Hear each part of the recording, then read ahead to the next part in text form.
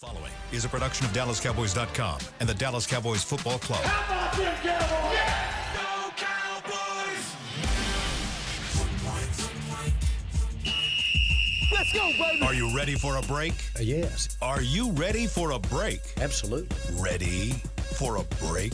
Yeah, and so much for that. It's time for The Break on DallasCowboys.com We were on a break! with Ambar Garcia, Brian Broaddus, Nick Harris, and Derek Eagleton. It is Wednesday, April 30th, 2025, season 21, episode number 8. Welcome to the latest edition of The Break. We're live from the SWBC Mortgage Studios at the Star. Presented by LG. LG is the world's #1 OLED TV brand for 11 years and counting. See why at LG.com/OLED Evo. And as you can see on your screen, why did you watching, do this to me today? Because I knew you would have that reaction. That's why. Why did you bring this guy in? We don't have Nick Harris with us today, but Yeah. we've got I think a really great replacement for him today, Mr. Vach Lombardi. Welcome to the show, Vach. Listen, Derek, I've been watching The Break for a long time. And every time, you always make me feel old when you say that. And every time I watch The Break, everybody seems to be suited and booted. And the one thing that I will not do is show up lacking or show up less than. I appreciate that. Yeah. I just want to throw on a little something. I mean, nothing too crazy, Brian. Nothing too crazy. Just a custom charcoal check with the burger. You know what I'm saying? I just wanted to match the energy. Nothing of the too table. crazy, man. Never go too crazy, Vach. You've never been known to do that before. It's all right, boy. We drafted some players, boy. Man, Hey, we're gonna be whoo. You know, that's the thing. We're going to get into this draft today and talk about what happened. You guys obviously did the draft show all weekend, so you were there for every single pick, literally every single pick, not just the Cowboys pick. So we'll get into some talk around the Cowboys draft. If we have time, we might even talk about some other drafts around the league or some interesting things that came out of the weekend, Mr. Shadur Sanders. But we'll see if we got time to get into some of that other stuff. We're not going to have time. We'll see. If we don't, then we always have show next week, and we sound always like a show veteran over there. Yeah, like we've how many times have we done this? All right, so we're going to go around the table real quick. I want everybody, in a word or maybe 3, how would you characterize the Cowboys draft? We'll start with you, Botch. BPA, shouts out to y'all. Learn your lesson. Yeah, I think that handle your business with the board, the way that thing was set up, man, it was, I know it's 2 words, handle your business, I guess 2 words, Sure. but yeah, they drafted their board. Applaud to you for that. Yeah, I thought they addressed a lot of the things that they were interested in, except one. Oh, yeah. Yeah, We'll talk about it. Except a big one there. We're gonna see what happens, if there's anything in the works or what they're planning to do. But I just cannot imagine them going into training camp and starting everything up without adding a player that's a wide receiver with experience at least. All right, let's talk about the first-round draft pick, Tyler Booker, Alabama guard. How much of an impact do you think he will make immediately? Coming right out of the box. I think he's going to be a day one guy. I don't think he needs too much weight room as a day one guy. Like, he's powerful right now. That's his profile. I'm powerful guy.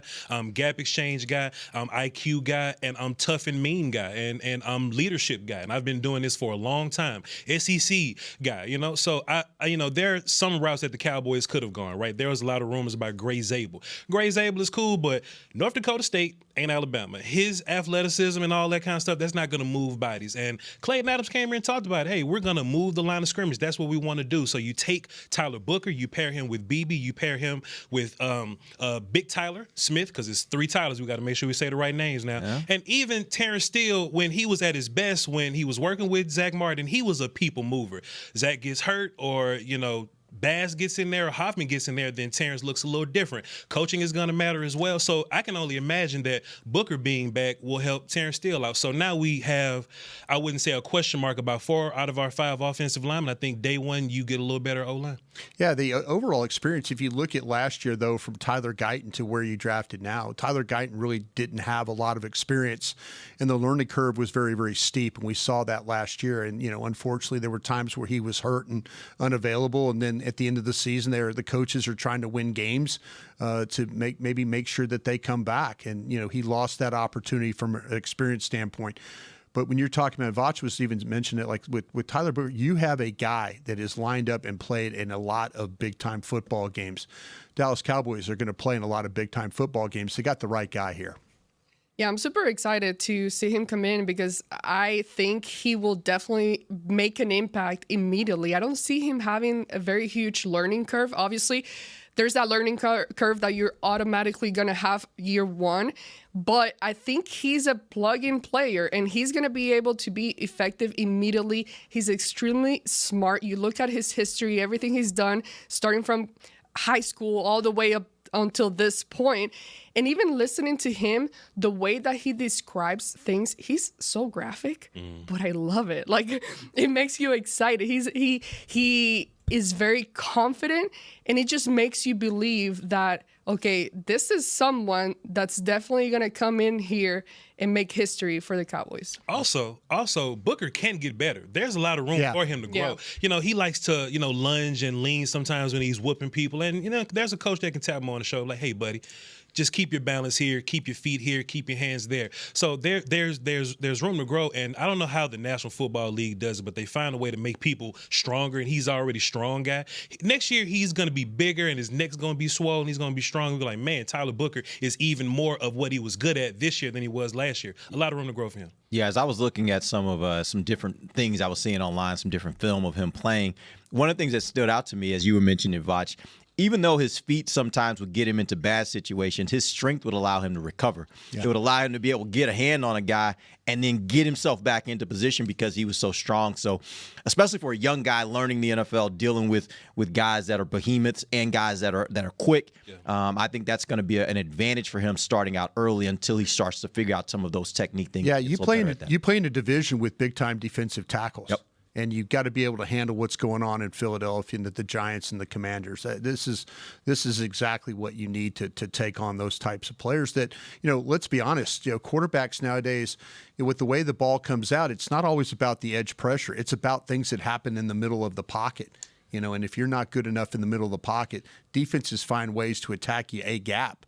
And when they attack you a gap, your quarterback can be in trouble if you're not ready for it. Yeah, I think we all agree this was a solid pick for the Cowboys. I think the question that comes out of this is going into the draft, whether right or wrong, a lot of people mocked Matthew Golden, wide receiver out of Texas, going to the Cowboys at 12. Was this the right decision from the standpoint of value of player? Obviously, they still need a wide receiver, too. I think everybody agrees with that. And that could have potentially been your wide receiver, too.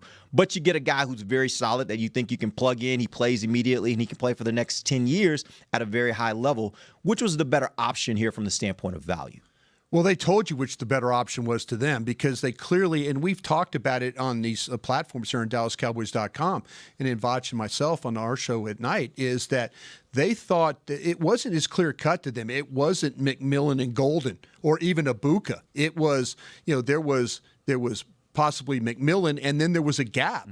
Ezeruke, he's even part of that. There's a gap between, where they were going to take some guys there, and a lot of that, and I know with, like I said, with Vach and I talking, I take a lot of blame for talking about receiver.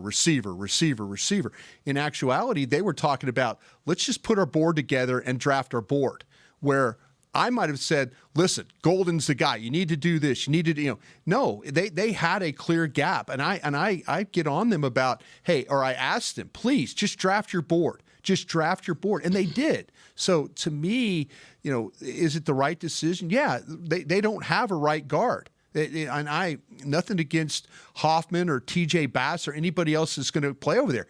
But you got a guy that will play 10, 12 years now and play at a very, very high level. And is in your biggest investment is your quarterback. And is there going to be a lack of mobility with your quarterback? Do you need to keep the front of the pocket clean? Yeah, if he's on his back, it doesn't matter him throwing to Golden or anybody else. It's not going to work. You've got to find a way. They drafted their board, and there clearly was a gap between what we thought with McMillan and any other receiver that was on that board. Something else to think about, too, Brian, is Dak is older now. And think about the moves that they made when Romo got a little older. All right, Tony used to throw the ball 40 times a game and throw it everywhere. We were winning our best football when Tony was throwing 25, just 30 times a game, right? Give the ball to Murray and pound people up front. So, Booker's going to be about keeping Dak safe, but this is also about we're going to run the ball more. And if you're keeping Dak safe and you're throwing the ball less, wide receiver 2 is a need, but maybe it's less of a need than what right guard would be. And this tells you what they think about Hoffman. And look, shouts out to Hoffman, man. Hoffman does everything. He does his job, and no disrespect to him. But last year when Hoffman was projected to be the center, we went and got a center that was powerful. And this year, when he was projected to be the right guard, we went and got a right guard that was powerful. But I think Hoffman will be around. You need these guys. You need 10 or 11 offensive linemen. But just as much as wide receiver was a need, they looked at right guard and said that was a need as well, and they just thought Booker was the better dude. Yeah, I definitely think you still obviously need a wide receiver. Oh, absolutely, yeah. Sure. The way that you look at how they went about it, I think that they're sticking with exactly what they've been saying since Brian Schottenheimer took over. He's emphasized the need of returning that running game, establishing the run. And that's where it all starts. You have to have a solid offensive line that is able not only to protect Dak, because again, remembering that he's returning from that injury, but also be able to create a running game, create those gaps for those guys. And we've seen the best football that has been played here has been when you have a very solidified offensive line. And I think that's where it starts and what they're trying to do here. So I'm not mad about them going for a guy like him. Actually, and even after he got here and the way that he speaks and everything that he said, I'm even more impressed. And you look at the press conference, the way that Jerry, Steven, and even Brian Schottenheimer were looking at him while they looked like proud Brian looking at him. They had that proud Brian look. Yeah. So it's exciting. It's exciting to see that they're doing exactly what they've said they're wanting to do, and it's starting to take some shape and form. Quickly, something that just bothers me is I'm just looking all over the league, and I say, boy, Josh Allen just won a big-time game. He only threw the ball 15 times. Yeah. Or Jalen Hurts threw for 115 rushing yards, and they blew somebody out. How did this happen? They're taking pressure off of their quarterback. Now, when it's time for your quarterback to win, they'll go win, and Dak can't do that. Dak's proven to you that he can get into a shootout and throw the ball 50 times and put points on the board. He can do that. But I get jealous when I see these other quarterbacks that get the credit. Jimmy Garoppolo won a conference championship game throwing the ball 11 times. And they say, boy, Jimmy Garoppolo went out there and won a playoff game. Dak doesn't get that. So I'm excited that hopefully this year, next year, whenever it happens, Dak will hopefully start winning games like that. Yeah, they've been very clear. You look at what they've done in the coaching hires that they've made with Clayton Adams and Connor Riley, all the way to this pick with Booker. I was telling somebody the other day, I was like, for the first time in a little while, I feel like there is a very clear strategic path. Like they know what they want to do, and they are doing exactly what they want to do. And I think it's all gonna line out in them being able to run the ball. Now we will see if they have the running backs to be able to do the things that they want to do. They've got some guys in this draft that we'll talk about a little later that we think have some potential. But all that being said, it is very clear strategically what they want to do, and that is be able to run the ball effectively. And I think they're putting all the pieces in place to be able to do that. We're going to take our first break. When we come back, we'll jump into the second day of the NFL draft, talk about the second and third round picks and what those players mean to this team or can mean to this team next year in 2025. We'll talk about it when we come back. DallasCowboys.com radio. Todd thought it would be secure to jog in the cheetah savanna. Todd believed the big cat repellent he bought online was reliable. And now, Todd is trying to be faster than this cheetah that can run 80 miles per hour. But the good news is, Todd has AT&T 5G that is fast, reliable, and secure. And he learned the best thing to do is stop running and toss her the backpack with the beef stew. AT&T 5G. Fast, reliable, secure.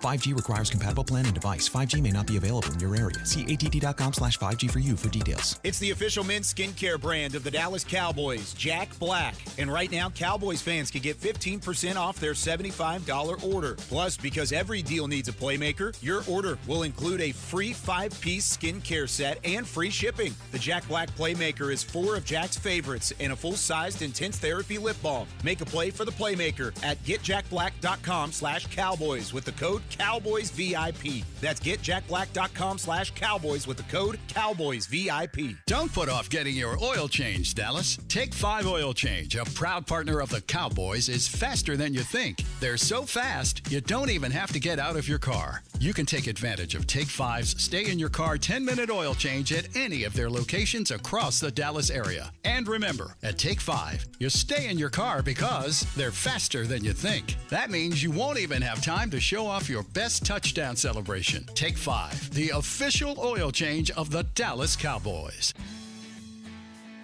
From the field to the festivities, Lucchese embodies the essence of luxury and tradition. Handcrafted with meticulous precision, each pair offers unmatched comfort and style. Stand tall while you're tailgating or cheering in the stands with the Dallas Cowboys collection by Lucchese. Shop the collection today at the Lucchese store at the Star in Frisco or online at lucchese.com. Lucchese, the official boot of the Dallas Cowboys and Dallas Cowboys cheerleaders. How do you tell the world about all the great gifts in the Yeti store? Let her rip, Troy. All right, folks, let's get started with the Yeti French Press. Enjoy coffee that stays hot for hours in a French press. 34 ounce for you, 6'4" for the cruise. The Yeti French Press. Hot mix waterproof bags. Bags waterproof. Submersible waterproof doubles. Waterproof bags. World's mostly water, so get a waterproof Yeti bag. Do I smell something cooking? Oh, new cast iron skillets made to be passed down like Mama's recipes. Take your steak, cornbread, cobbers, pot pie, and potatoes, and next level with 3 sizes of Yeti cast iron skillets. Gear, gifts, and product experts. Visit the Yeti store on McKinney Street and at South Lake Town Square today. Back to the break. LG OLED Evo is the best TV in the game, but don't take our word for it. Digital Trends said that LG OLED G4 has the best picture quality they've ever seen. See it for yourself at lg.com/OLED Evo. Welcome back. We are in the second segment of the softest break. that read has ever I'm been losing read. my voice right now. I don't know why, but I'm losing my voice. Draft weekend did it to you? I guess. I don't know. All those hours. This segment brought to you by. Come on, man. It wasn't like, all right. We all were there. If anything, it should be y'all sports losing your Emmys. voice. Long weekend. I did not talk as much as you guys did. Welcome. This segment is brought to you by blockchain.com. Let's talk some more draft. Let's get into the second round. Cowboys draft edge Donovan Ezaraku from Boston College. Shout out to the Qs. And here's the interesting thing about him. Everything suggests to me, from what I've seen, from what I've read, the film I've watched, that this is a really, really, really great player. He was second in all of college football with regards to the number of sacks. And if I heard this correct, he was first in overall pressures in college football. I thought I heard that somewhere. 16 sacks and about 40 pressures, I believe. Yeah. That all being said, why was he available in the second round? He's 6'2", and Derek, this is your first time hearing me say this in Ambar as well. Teams suck at drafting. Teams aren't very good at I've heard you say that because I listen to the draft show. There you go. Gotcha. Teams aren't good at this, and I think sometimes teams have their own measurables, and they'll overthink things, and they'll go, well, he's 240 some odd pounds. That may not fit the metric that we're looking for. We want to get a guy like Michael Williams, who doesn't get sacks in the league, but at least he's about 280 and he's tall. But the Cowboys have a type, and they love arm length, and Donovan has those long arms, Brian, like 33-inch arms, I believe, and you see that shine in his pass rush, and he's a dude that knows how to pass rush right now. Like, and I just personally feel that if you get sacks in college, then you will get sacks in the league. He's not a guy that we're going to sit around and just wait on him to pick up pass rushing. He's ready to go right now. He's solid in the run game for his size. I don't think he would be a day one run defender right now because the Cowboys have run defenders right now. Marshawn Nealon will be doing run defending things right now. But as far as your NASCAR package, I call it end game. You got Donovan, Micah, Dante, Sam. If he gives you anything, you have a lot of names you could just throw at quarterbacks.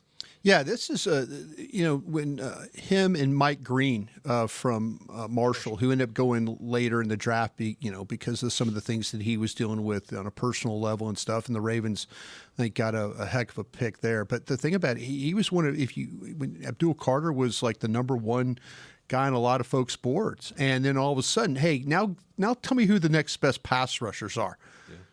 Donovan was one of these guys. He was clearly into that way, and when you watched him play, the ability to bend the corner, to attack the shoulder, to get low, to finish where the quarterback is, the fact that they move him around, he stands up, hand down, left side, right side. You could put him at Mike linebacker.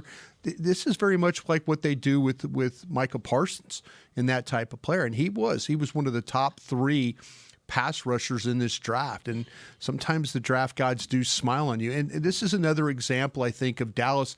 We didn't go into this talking about, oh, they're going to draft an edge. We really didn't. We were talking about a lot of, at 44, we were talking about the possibility of a one-technique defensive tackle. We were talking about running backs. Maybe a cornerback was in play here. It wasn't the edge rusher, though. This is another great example of them sticking to that board and drafting the best player on it. Where'd you have him on yours? He was number 26. 28 on mine. Did you give him first-round grade? No, that would be second because he had 15 first-round grades. You had 15 first-round grades? Yeah, 15 first-round grades, yeah. So I had him at 26. It's funny how the Cowboys drafted for me in reverse order. Like their first player was my third best player. The second was the second, and then the third was I had a Revel as a number 12 on my board. So they went in reverse order of how I would have had it. Well, again, it just goes to show that, just like you said, they stuck to their board. They stuck to the type of homework and due diligence that they had done in preparation to this, and went for a guy that, like you said, Brian, I was not expecting a defensive end whatsoever for them to draft in the second round. I was looking at, again, wide receiver and those positions there, running back especially, but not a guy like him. But then you start watching him, and you're like, okay, this makes sense. Okay, I see why they yeah. So I think, again, he has that type of physique that the Cowboys like and that will be impactful. And I think you start throwing him into the mix. They're going to ease him into action. But the combination of a guy like him with everybody else, especially Micah, I think can be very, very powerful.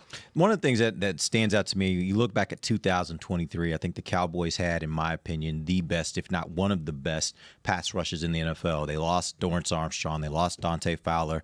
Now, going into 2025, they also lose Tank Lawrence. They lose Chauncey Golston. They now have Ezaraku. Sam Williams will be coming back from injury. Marshawn Nealon, who did some things last year. I don't think it was a bad year for him as a first-year player with the injury that he had. You get Dante Fowler back. Do you guys think they are back now from the standpoint of the horses that they had in 2023? Are they back now from the standpoint of the bodies they need in order to have that kind of effective pass rush? Obviously, Micah Parsons being the mainstay there. If you dress the 6 of the 10 for a game, then, like I say, we'll see what happens. I mean, you got a couple of guys with Turner and Nealon that are better run defenders, sure. And then you've got 4 legitimate pass rush guys, so they could come at you that way. And so, yeah, I like the combination. It always. You got to think about, okay, what are the guys that are going to play left in? Who's going to play when, a lot of teams are right-handed, and when they run the football, are you going to have some people over there? I think they've protected themselves. Like I say, Nealon, as you mentioned, Derek, was getting better as a pass rusher until he got hurt. Mm-hmm. And then once he got hurt, then, he had to kind of restart things all over again, missing that time. But him and Turner on that left side, and then now you mix and match the others, with Micah. Yeah, you're back to that level. I really liked what I saw from Fowler last year playing from the Commanders. Yeah, he played well. Was 10 sacks last year? Yeah, it was more than that. I think it's double digit. I think he had 10. That's what I said, 10. Oh, did you say 10? I'm sorry. It's 10 and a half? It's 10 and a half. Yeah, so yeah, to me, he was actually playing the run pretty well. Mm-hmm. So yeah, that right there is a bonus as well. So if you're going to dress six linemen or 6 ends every week, 2 of them can play the edge against the run, and then you got the other 4 that can get after you. What'll be different is sometimes Tank Lawrence would find himself on the field just because he's Tank Lawrence, but he wasn't pass rush guy. Yeah. But seniority would just have him on the field in some kind of way. I don't think the Cowboys are going to fall for that this year. I think they got pass rushers in their pass rush category, and they got run guys. And if it's a NASCAR type situation, I don't think you're going to see Tank on the field. I actually looked up the number. Donovan had 60 pressures.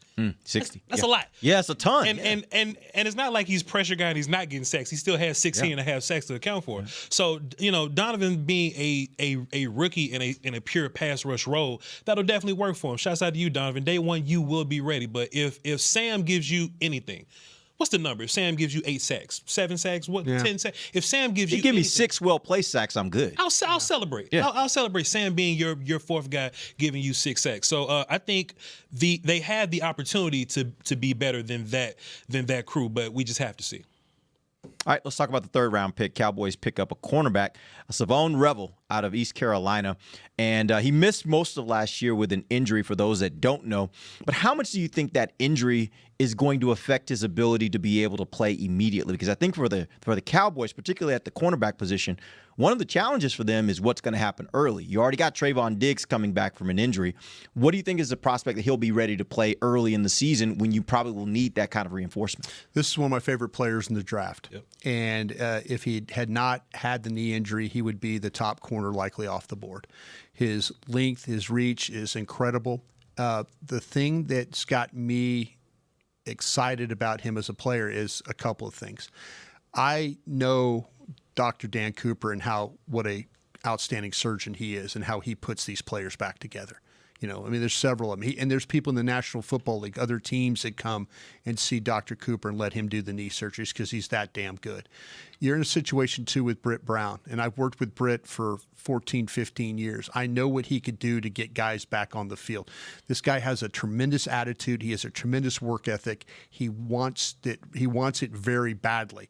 And you pair him up with a guy like Britt Brown who will push him. And he's been working here in Dallas, on his rehab stuff. And now Britt's going to get a chance to have him out on the field and working with him every day.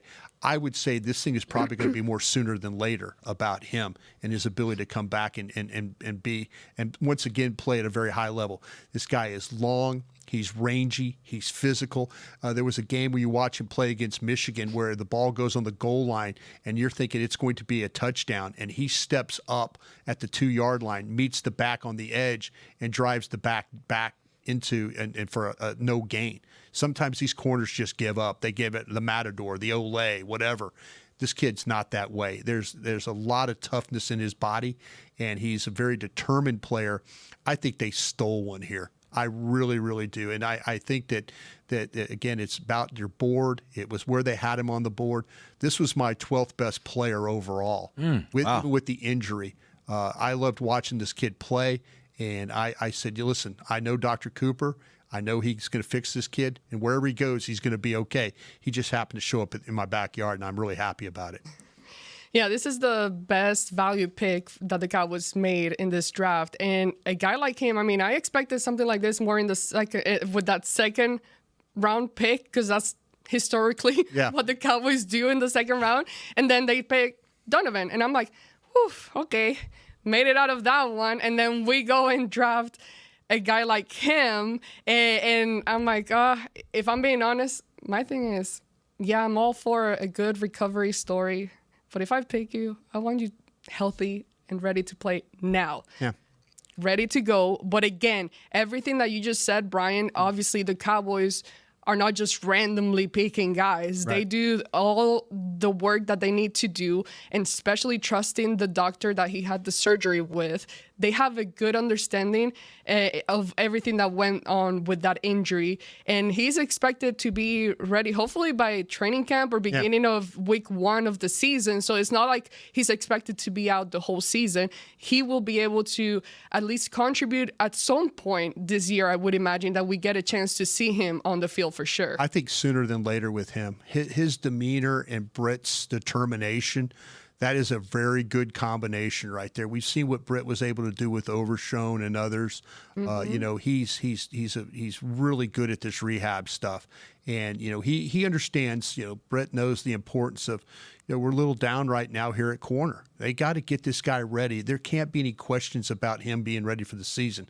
It's got to be, hey, we got to get him ready for week 1. To go out there and be ready to play. Just as a college player, just as a prospect, he's better than what Diggs was. He's better than what Bland was. Now, it matters when you get to the league, because he has not played it down yet, so I don't want to put that on him. But just watching his film versus those guys, just height, weight, coming up and tackling, speed, like man coverage, zone coverage, whatever you want to do. He didn't have a lot of picks because he would drop them, Brian Bros. Watching his film, he'll get close to those picks, but he just wouldn't hold on to them. Hey, man, what is coaching for? Fix up, wear some gloves. What's the jug machine for, right? Put them on the jugs, Brian. But Revel, I think this is where me and Brian disagree a little bit because knees are tricky, and he plays corner. Cornerbacks need those. So what I would have wanted if the Cowboys were to double up anywhere, I would have wanted them to draft another corner, so that now we could at least go, all right, Revel, if you show up to training camp and you are who you are, good. But just in case you're not, we'll have another guy that we could play, and we can just bring you along at your own pace, and then maybe year 2 and year 3, you would be who you are. Yeah. And one more thing that kind of bothers me about this is I've been waiting for this big 3 at corner for so long, but guys just keep getting hurt here. We never get the all 3 corners on the field at the same time, and even wide receiver. But I think Revel's going to be Diggs' insurance for the most part. Well, let me tell you this: I'm more concerned about Diggs than I am Revel. Yeah, for sure. That's just being honest right there. I mean, that's when you start to talk about how to come back and get back and be ready to go, I have more concern about Diggs than I do the other kid. Well, I think from the way they're looking at it, to your point, Vach, I think they're thinking that Elam is that guy that gives them that kind of insurance in case Revel isn't ready to go immediately. Now, whether that proves to be true or not, who knows? But I think that's how they at least will look at it. And as you say, Brian, I know you're a big fan of Kalen Carson. Yeah. There's still hope that he's going to develop, and that the injury was more of what we saw last year, that maybe that's why he didn't develop in the way they wanted to throughout the year, more so than him just not developing. So I think they have hopes for both of those guys. I know hope is not a strategy, but I think they have hope for both those guys. We're hoping a lot. I know, but that's how they're thinking about it. Yeah. And so when they look at it, they may say, hey, we got one corner, we'll add him to the mix of the other guys we got, and hopefully one of these guys steps into that role at least until Diggs can be back. All right, let's talk about let's take our final break. We're going to come back. After we take our break, let's talk Texas football. Jaden Blue, we'll be back. DallasCowboys.com radio. If you can't be at the stadium, there's no better way to watch your Cowboys than on an LG OLED Evo TV. That's because everything you see is more lifelike. Every play, every hit. I mean, you might as well be on the sidelines. That's how clear it is. It's all thanks to LG's legendary technology. Perfect black, over 8.3 million self-lit pixels. No one comes close. LG OLED Evo is the best TV in the game for a reason. See for yourself at lg.com/OLED Evo. They say champions are remembered, but legends are never forgotten. United Ag & Turf offers a winning lineup of John Deere equipment built to tackle any challenge on and off the field. Legendary John Deere tractors, combines, residential mowers, commercial mowers, compact construction equipment, Gator utility vehicles, and a full line of golf and sports turf equipment. United Ag & Turf, the official Ag & Turf equipment supplier of the Dallas Cowboys. Visit UnitedAgAndTurf.com to find a location near you. If you shout, "How about them Cowboys?" you have that undeniable passion that's the heart of Cowboys Nation. And if you like to drink Dr. Pepper, you love the unique blend of its 23 flavors. Together, your one-of-a-kind fandom paired with the one-of-a-kind taste of a delicious ice-cold Dr. Pepper is the game day lineup that can't be beat. Better yet, gather your Cowboys and Dr. Pepper fan friends to watch the next game and crack open a delicious ice-cold Dr. Pepper for everyone. The wins will be even tastier. It's a Pepper thing. And we're going to overtime. Erica, how much have I spent on concessions? For questions about their money, Dallas Cowboys fans can turn to Erica, the virtual financial assistant in the Bank of America mobile banking app. Learn more at bankofamerica.com/Erica by your side. Bank of America, official bank of the Dallas Cowboys. Erica responses may vary. Digital tools featured require downloading the mobile banking app and may only be available on select mobile devices. Erica is a mobile feature only available in the English language. Your chat may be recorded and monitored for quality assurance. Message and data rates and additional terms may apply. Bank of America, N.A., member FDIC. Todd thought it would be secure to jog in the cheetah savanna. Todd believed the big cat repellent he bought online was reliable. And now, Todd is trying to be faster than this cheetah that can run 80 miles per hour. But the good news is, Todd has AT&T 5G that is fast, reliable, and secure. And he learned the best thing to do is stop running and toss her the backpack with the beef stew. AT&T 5G. Fast, reliable, secure. 5G requires compatible plan and device. 5G may not be available in your area. See att.com/5G for you for details. Back to the break.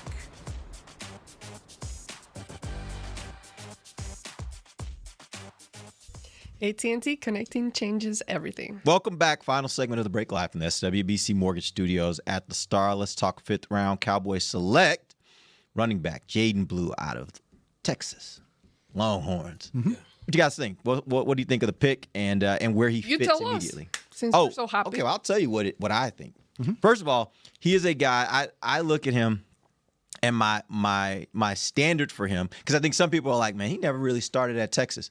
The thing about it is Texas has so much talent at this point. It's kind of like a Georgia, Bama, these other things. Like, you can have a deep room. I think Tashard Choice, who was their coach in college, put out this picture of the bench, and you could see it from the back, and they had all 5 running backs that were there at the time, all the way up to Bijan Robinson, and they all are now in the NFL. I look at this very similar to what happened with Priest Holmes coming out of Texas. When I was at school, Priest Holmes was there. And Priest Holmes was an extra guy. He didn't really do a whole lot at Texas. He went undrafted. He went in, and the rest is history with what he did in Kansas City. I think Jaden Blue has the kind of skill that makes him an interesting prospect. He's extremely fast. He's actually not what you typically, when you think of a fast guy, you think he's just outrunning everybody to the outside. That's not his game. He actually runs up the gut quite a bit. Yeah. And but he's quick with it. It's not just speed, it's quickness. He knows how to move and maneuver. He's a in football traffic. player with track speed. Yeah. He really is. And so he can do a lot. He can catch the ball well out of the backfield. I think all the way around, this is a really, really good player that you're able to get in the 5th round. It just speaks to, again, what Will said and what you guys have been saying the whole draft season. This was a very, very, very deep running back class to get somebody of this caliber in the 5th round. Yeah, when we had a chance to talk to, Coach Adams about I asked him the question, what are you looking for in a running back in this scheme? And the one thing he said was contact balance. This kid right here is one of the best in the nation when it came to contact, yards after contact. And you could see him just his ability to break people down in space. Mm-hmm. That movie you just put on somebody. Yeah, he was one of the best in the country when it came to, he would get hit behind the line of scrimmage and still manage 3.5 yards a carry after getting hit. So he has that kind of ability to make people miss. He is outstanding when it comes to his ability to run inside to show toughness. He's not a small guy. He's 5'9". He's 196 pounds. That's a thick guy. He's not one of these guys you just have to worry about. The wear and tear on him is I don't think that's going to be a problem. The questions that people have always had about him is the ball security. Mm-hmm. That's the thing. And you wonder, is this something that he's going to have to deal with? My own personal experience as a former pro personnel guy and an advanced scout, if I knew there was a player that you could try and knock the ball out of his hands and attack the ball or tackle the ball, and he was going to give it up, this is something that this kid is going to fight with. And he's going to have to prove to people that the ball security is not a problem. And once he does that, then you'll get people to kind of to stay away from that. But his reputation as being a guy that has toughness, but the ball security could be the question. That's the one thing that I think kept him down the board a little bit, was the fact that that would happen to him. And if people are going to try and tackle the ball on him, and if they have success, teams are going to continue to try and tackle the ball on him. That film will not go away. Also, too, Cowboy fans, hear me out. We don't have a wide receiver, too. I understand. Don't be upset. But we have a Jaden Blue. And he will catch a ton of passes. He's not a pass-catching running back in a way of, I'm going to run a Texas route, I'm going to run a swing, that's it. He will line up his slot. He will run corners. He will run posts. He will set linebackers in. Watch the Clemson game. And he will throw head fakes at you, hand fakes at you. He will run all types of routes, looking for different mismatches or whatnot. And I think that's where he's really going to excel.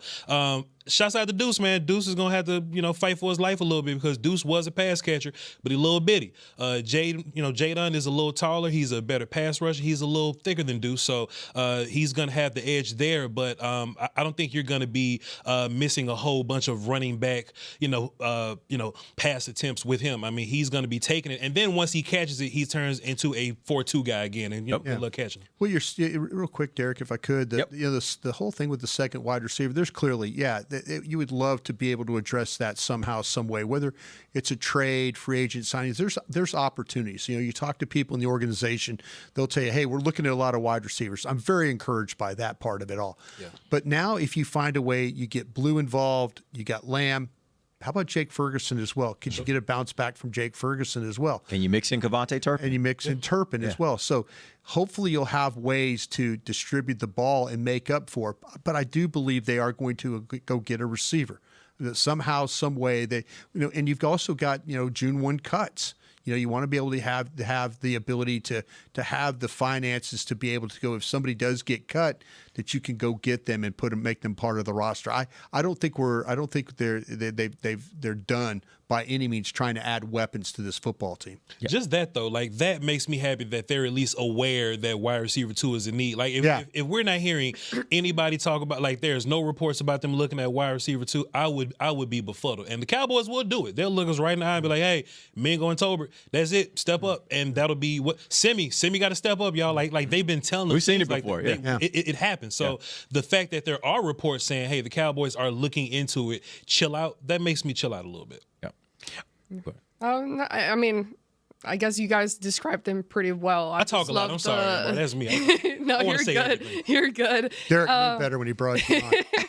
No, but just like you guys said, he's a very versatile guy, and I love the fact that he can catch the ball. But I'm not gonna lie, it does give me a pit in my stomach when I do see some of those highlights where he does lose the ball, because we've seen that happen here. And I don't think that's something that you can easily correct. It's going to take some time for him to improve in that area. So that's definitely something to be extremely aware of. And hopefully this coaching staff is able to give him the right training to improve in that. But it will be something that will take a little bit.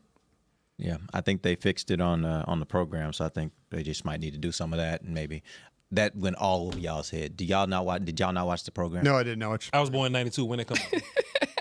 92, I think. To that point, though. Yeah. To that point, I don't think Blue is I know what you're necessarily talking a fumbler. I just think that he forgets that he needs to keep it high and tight sometimes, and when he's trying to run for extra. Well, Murray was a fumbler. Okay. Like we'll be Green Bay or whatever, he'll know that he's high and tight. You'll see DeMarco Murray have the ball high and tight. And you're saying he had the technique, he just fumbled. He just fumbled, and it could but be. the result is the same. The ball is on the ground. Either way. That's fair. But I guess that's fair. But what I'm saying, like Jadon has the ball down here, right. And when he does his, flipping and running thing, it kind of loosens up a little bit. I think you can beat ball like high and tight into him, like beat high and tight into him. Technique, basically. DeMarco Murray, and it could have been his big old muscles. I don't know what was making him fumble the football, but Murray could not stop putting the ball on the ground. It was not Dez's fault. Yeah, I will tell you this, and I'm just being fair as a Texas fan who watched all those games. There was a point in the season where you were kind of like, every time he got the ball, you were like, because you were like, good things could happen, bad things could happen, right? It was a problem. It certainly was a problem. They had a rotation of some outstanding backs, and you wonder, like late in the season. Yeah. Did the coaching staff there determine that, listen, we, as much as we love throwing him the ball and handing him the ball, is there that threat of him maybe putting the ball on the ground?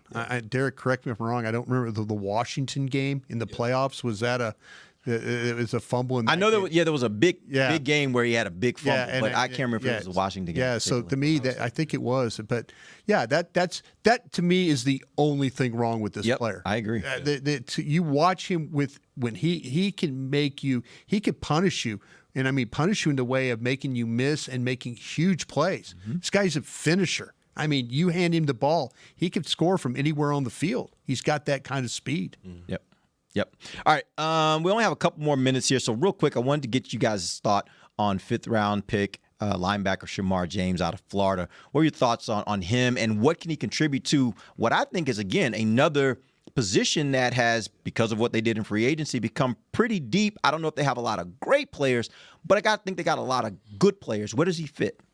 I wasn't the biggest fan of him. When I'm watching linebackers, I like to see, running, hitting, and like processing. I don't want to see you lost out there. And James got lost a little bit. I don't think he'll fit you as a Mike linebacker type guy. But I got to go back and watch and see how the Cowboys look at him, because they look at him as a will pass rushy guy. Yeah. So what I need to do is go to the film and just ignore all the, this linebacker thing, and just think about him as a pass rushing will linebacker guy. guy, and maybe that's why they like him so much. But just me watching him, he gets lost a bunch. If it's any kind of misdirection, motion, he's lost. He's gone, and he's guessing. And I don't want to see guys guessing, because if you guess and gamble, then you're all the way wrong. But he's sometimes the most athletic looking player on that defense, and he didn't test that way. But just watching him run around, you can see the burst and the athleticism on him. So I'm gonna go back and watch him with Cowboy eyes. But just me watching him initially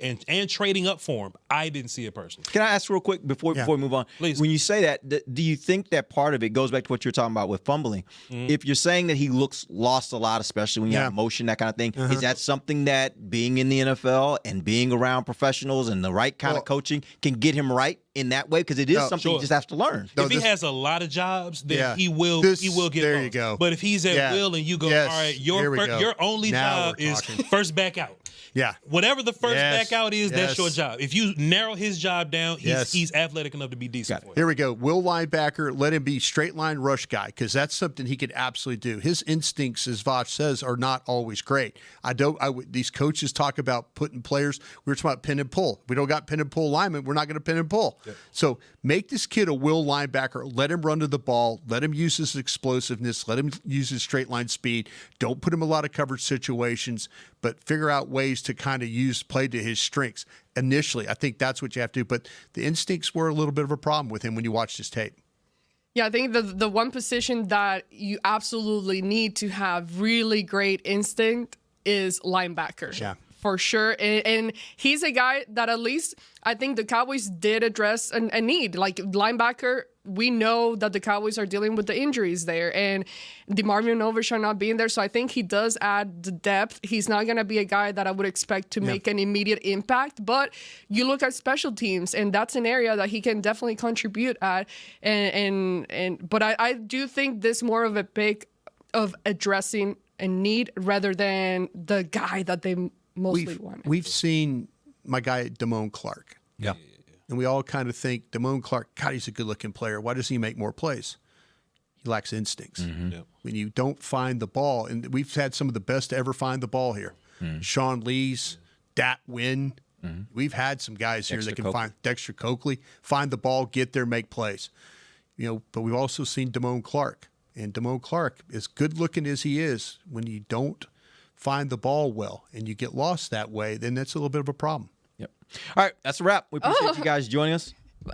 You see what I mean? At the start of the show? Tommy is strong. Jay Toya is strong. Hey, we don't get nothing away. We don't get nothing away for free. We were going to have so got a much whole time show that next we were week. going to talk about even other guys. Ask him if he's inviting you back next week. Maybe. But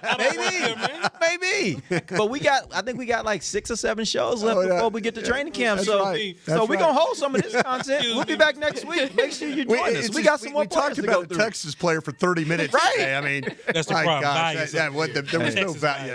We will open the next show talking about Jaden Blue. Hook 'em. Appreciate you guys joining us for Botch Lombardi, Brian Broaddus, Amber Garcia. I'm Derek Hughes. This has been The Break, live on DallasCowboys.com radio. This has been a production of DallasCowboys.com and the Dallas Cowboys Football Club. How about this, Cowboys? Yeah!